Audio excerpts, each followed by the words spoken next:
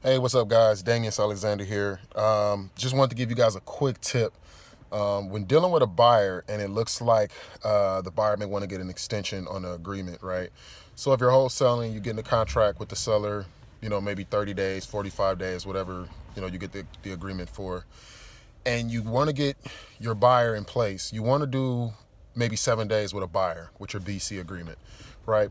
Reason you want to do this is because if the buyer can't perform, you still want to have some time to market that property to find another buyer. If you operate kind of, in the way that we operate as a company, we typically like to have 2 or 3 buyers in place that have already seen the property, have interest. So that way, if one buyer can't perform, it's just a simple phone call for us to get buyer 2 in place. But we just had an issue. So what do you do when you have a buyer? We had one property, we had one buyer, no one else wanted this property, and the buyer couldn't perform in 7 days, but they wanted an extension, right?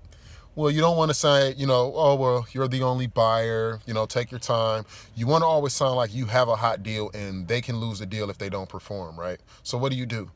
So typically our earnest money is $2,500, non-refundable, and the buyer wants an extension. What you want to do if your buyer is still interested is have your buyer deposit an additional $2,500 non-refundable. So that way you have $5,000 in earnest. So don't forget, although you want the buyer to perform, not so much for you to get a profit, but you want them to perform to be able to honor your agreement with the seller. But what this does is it gives you $5,000 where if the buyer doesn't perform and everything has to cancel, you at least make 5 grand on the deal. But when you do things like this, if your buyer is serious, they will deposit the extra 2,500, and it should give you a bit of more security that they're, likely to get the deal done.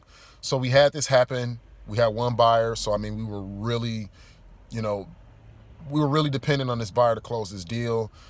We told the seller, we were going to close on one day. The buyer couldn't perform, so we had to go back to the seller. We actually gave the seller additional money out of our end, just, to stay reputable.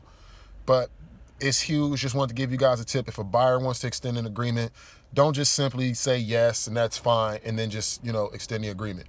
Hey, if you want to lock the deal up, we have other buyers, but I'm going to need you to deposit an additional 2,500. And you always want to do the following business day, and we like to do by 12 p.m. So they need to have it in by 12 p.m. by noon. So just a quick tip, just happened for us. We finally got the deal closed. The seller is happy. We're happy. The buyer's happy. We got it done. And if this helps you all, guys, do me a favor, hit the like button, subscribe to the channel, and I'll keep giving you guys content. So thank you. Keep crushing it, and I'll talk to you guys soon.